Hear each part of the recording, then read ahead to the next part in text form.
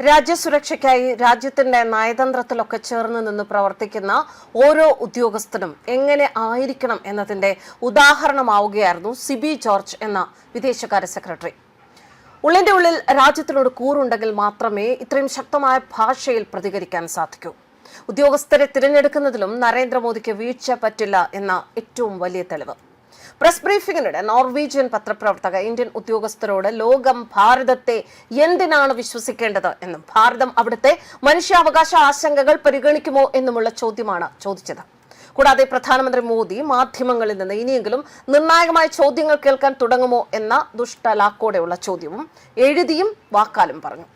എല്ലാം ശ്രദ്ധയോടെ കേട്ട സിബി ജോർജ് വളരെ സമചിത്തതയോടെ ശക്തമായ ഭാഷയിൽ പ്രതികരിച്ചത് ഇങ്ങനെ: നിങ്ങളുടെ പ്രധാന ചോദ്യം ലോകത്തിന് ഭാരതം എന്താണെന്നും എന്തിനാണ് ഭാരതത്തെ വിശ്വസിക്കേണ്ടത് എന്നുമാണ്.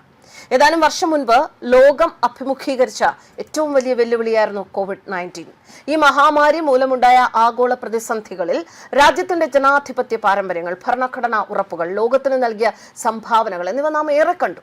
എങ്ങനെയാണ് ഒരു രാജ്യത്തെ നാം വിശ്വസിക്കേണ്ടത്? 4 പ്രധാന കാര്യങ്ങൾ കൊണ്ടാണ് ഒരു രാജ്യത്തെ നാം വിശ്വാസത്തിലെടുക്കേണ്ടത്. ആ രാജ്യത്തെ ജനസംഖ്യ, ഭരണനിർവഹണം, പരമാധികാരം, പ്രാദേശിക ഭരണം. അക്കാര്യത്തിൽ ഞങ്ങൾ അഭിമാനിക്കുന്നവരാണ്. ഭാരതത്തിന് 5000 വർഷത്തെ നാഗരിക ചരിത്രം പറയാനുണ്ട്. 0 എന്ന സംഖ്യ, ചെസ്, യോഗ ഇതൊക്കെ ഉടലെടുത്തത് ഭാരതത്തിലാണ്.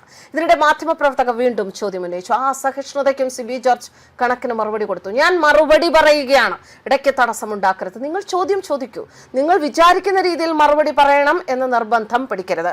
നിങ്ങൾ ചോദിച്ചതിനുള്ള മറുപടിയാണ് പറയുന്നത്. കോവിഡ് കാലത്ത് ഭാരതം എന്താണ് ചെയ്തത് എന്ന് നിങ്ങൾ ശ്രദ്ധിച്ചിട്ടുണ്ടോ? എത്രയോ രാജ്യങ്ങൾക്ക് ഭാരതം സഹായഹസ്തം നൽകി. 100ലേറെ രാജ്യങ്ങൾക്ക് കോവിഡ് വാക്സിനുകൾ നൽകി. അത് ലോകത്തിന് നൽകിയ ആത്മവിശ്വാസം എത്രയോ വലുതാണ്. 100ലേറെ രാജ്യങ്ങൾക്ക് മരുന്നുകൾ വിതരണം ചെയ്തു. അതാണ് ഭാരതം. ഭാരതത്തിന്റെ ഇടപെടലുകൾക്ക് ലോകത്തിന്റെ അംഗീകാരം ലഭിച്ചു. G20 രാജ്യങ്ങളുടെ ഉച്ചകോടി അടുത്തിടെ ഭാരതം സംഘടിപ്പിച്ചു. അന്ന് റഷ്യ-ഉക്രൈൻ യുദ്ധവുമായി ബന്ധപ്പെട്ട് ലോകം 2 തട്ടിലായിരുന്നു. എന്നാൽ ഭാരതത്തിന് രാജ്യങ്ങളെ ചേർത്ത് നിർത്താൻ സാധിച്ചു. അതാണ് ഭാരതത്തിന് ലഭിച്ച അംഗീകാരവും വിശ്വാസവും. വീണ്ടും മാധ്യമ പ്രവർത്തകർ ചോദിക്കുന്നു, എന്തുത്തരം പറയണം, എങ്ങനെ പറയണം എന്നതൊക്കെ എന്റെ വിവേചനാധികാരത്തിൽപ്പെടുന്നതാണെന്ന് സിബി ജോർജ് പറയുന്നു.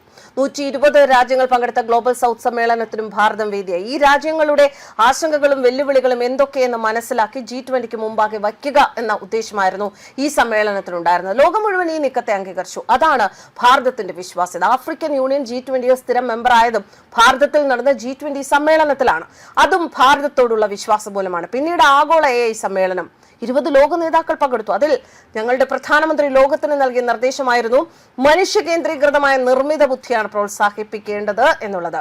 അത് മാനവികതയ്ക്ക് മുൻതൂക്കം നൽകുന്നതാവണം. ഇതിന് ലോകത്തിൽ പരക്കെ അഭിനന്ദനങ്ങൾ ലഭിച്ചു. ഭാരതത്തിലെ മനുഷ്യാവകാശ ആശങ്കകൾ പരിഹരിക്കുമോ എന്നായിരുന്നു മറ്റൊരു ചോദ്യം. ലോകത്തെ ഏറ്റവും വലിയ ജനാധിപത്യ രാജ്യമാണ് ഭാരതം. 100 കോടി ജനങ്ങൾ തിരഞ്ഞെടുപ്പിൽ വോട്ട് രേഖപ്പെടുത്തുന്നവരാണ്. ജനാധിപത്യത്തിന്റെ ആഘോഷമാണ് ഈ പ്രക്രിയയെ ഭാരതം കാണുന്നത്. ഭാരതത്തിനൊരു ഭരണഘടനയുണ്ട്. 1947 സ്വാതന്ത്ര്യ ലബ്ധിക്ക് ശേഷം രൂപപ്പെടുത്തിയ ഭരണഘടനയുടെ അടിസ്ഥാന തത്വങ്ങൾ പാലിച്ചാണ് ഭരണനിർവഹണം നടക്കുന്നത്. ഭരണഘടന ഉറപ്പു നൽകുന്ന മൗലിക അവകാശങ്ങളുണ്ട്. സാമൂഹ്യനീതിയും ആശയപ്രകാശത്തിനുള്ള സ്വാതന്ത്ര്യവും മതസ്വാതന്ത്ര്യവും അത് ഉറപ്പു നൽകുന്നു. തുല്യത വിഭാവനം ചെയ്യുന്നു. വ്യക്തി സ്വാതന്ത്ര്യവും അന്തസ്സും ഉറപ്പു നൽകുന്നു. ഇതാണ് ഭാരതത്തിന്റെ മനോഹാരിത. ഭാരതത്തിന്റെ ഈ സവിശേഷതയിൽ ഞങ്ങൾ അഭിമാനിക്കുന്നു. ലോക ജനസംഖ്യയുടെ 1% അധിവസിക്കുന്നത് ഭാരതത്തിലാണ്. എന്നാൽ ലോകത്തിന്റെ പ്രശ്നങ്ങളിൽ 60% പോലും ഭാരതത്തിലില്ല. ഓരോ പൗരനും ഭാരതം മൗലിക അവകാശങ്ങൾ ഉറപ്പു നൽകുന്നു. സ്ത്രീ പുരുഷ തുല്യത ഏറ്റവും പ്രധാനപ്പെട്ടതാണ്. 1947 മുതൽ തന്നെ ഭാരതത്തിൽ പുരുഷന്മാരെ പോലെ സ്ത്രീകൾക്കും വോട്ടവകാശമുണ്ട്. എത്ര രാജ്യങ്ങൾ ഇപ്രകാരം തുല്യത നൽകിയിട്ടുണ്ട്? ഭാരതം സ്ത്രീകൾക്ക് വോട്ടവകാശം നൽകിയ ശേഷം എത്രയോ ദശാബ്ദങ്ങൾക്ക് ശേഷമാണ് മറ്റു ഭൂരിഭാഗം രാജ്യങ്ങളും അത് നൽകിയത്. ഞങ്ങൾ മനുഷ്യ അവകാശങ്ങൾക്ക് അത്രത്തോളം പ്രാധാന്യം നൽകുന്നു. മാധ്യമ സ്വാതന്ത്ര്യമില്ലായ്മയെക്കുറിച്ച് നിങ്ങൾ സംസാരിക്കുന്നു. നിങ്ങൾക്കറിയുമോ, 200ലേറെ വാർത്താ ചാനലുകളിലൂടെ പല ഭാഷകളിൽ നിന്ന് ഓരോ ദിവസവും എത്രയും ബ്രേക്കിംഗ് ന്യൂസുകളാണ് ഭാരതത്തിൽ വരുന്നതെന്ന്? ജനാധിപത്യത്തിലും മാനവികതയ്ക്കും ഏറെ മൂല്യം നൽകുന്ന രാജ്യമാണ് ഭാരതം എന്നറിയുമോ? അതിന്നോ ഇന്നലെയോ തുടങ്ങിയതല്ല. ലോകത്ത് പീഡനം നേരിട്ട എല്ലാ തരത്തിലുള്ള ജനവിഭാഗങ്ങളെയും ഭാരതം ഇരുകൈയും നീട്ടി സ്വീകരിച്ചു. ആരെയും മതത്തിന്റെയോ നിറത്തിന്റെയോ പേരിൽ പുറംതള്ളിയില്ല. ഇവിടെ നാനാത്വത്തിൽ ഏകത്വമുണ്ട്. സഹിഷ്ണുതയോടെ എല്ലാവരെയും കാണാനുള്ള ഉറപ്പ് ഭരണഘടന നൽകുന്നു. അതാണ് ഭാരതം, അതാണ് ഞങ്ങളുടെ രാജ്യത്തിന്റെ സൗന്ദര്യം. ഇത്തരത്തിൽ ശക്തമായ ഭാഷയിൽ ഭാരതത്തെക്കുറിച്ച് പറയാൻ ഭാരതത്തോട് കൂറുള്ള ഒരു ഉദ്യോഗസ്ഥന് മാത്രമേ സാധിക്കുകയുള്ളൂ. അത്തരത്തിൽ കൂറുള്ള ഒരു ഉദ്യോഗസ്ഥൻ തന്നെയാണ് സിബി ജോർജ് എന്ന് പറയാം. നിലവിൽ വിദേശകാര്യ മന്ത്രാലയത്തിൽ സെക്രട്ടറി, യൂറോപ്പ്, പശ്ചിമേഷ്യ, ബഹുരാഷ്ട്ര ഫോറങ്ങൾ എന്നിവിടങ്ങളിലെ രാജ്യങ്ങളുമായുള്ള ഭാരതത്തിന്റെ ഇടപെടലിന് മേൽനോട്ടം വഹിക്കുന്നു. പാലാ മുണ്ടുപാലം പൊടിമറ്റത്തിൽ PT ജോർജിന്റെയും അമ്മിണി ജോർജിന്റെയും രണ്ടാമത്തെ മകൻ. 1993 ബാച്ച് ഇന്ത്യൻ വിദേശകാര്യ സർവീസ് ഉദ്യോഗസ്ഥൻ. ജപ്പാൻ, സ്വിറ്റ്സർലൻഡ്, കുവൈറ്റ്, ലെച്ചൻസ്റ്റൈൻ, മാർഷൽ ദ്വീപുകൾ എന്നിവിടങ്ങളിൽ ഭാരത അംബാസഡറായി സേവനം അനുഷ്ഠിച്ചു.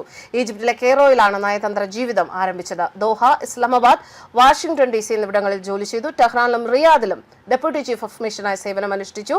കിഴക്കനേഷ്യ, ഇന്ത്യ, ആഫ്രിക്ക ഫോറം ഉച്ചകോടി ഏകോപന സംഘം എന്നിവ ഉൾപ്പെടെ ദില്ലിയിലെ വിദേശകാര്യ മന്ത്രാലയ ആസ്ഥാനത്ത് നിരവധി പ്രധാന ഡിവിഷനുകളിൽ പ്രവർത്തിച്ചു. ബിരുദാനന്തര ബിരുദങ്ങളിൽ സ്വർണ്ണ മെഡൽ ജേതാവാണ്.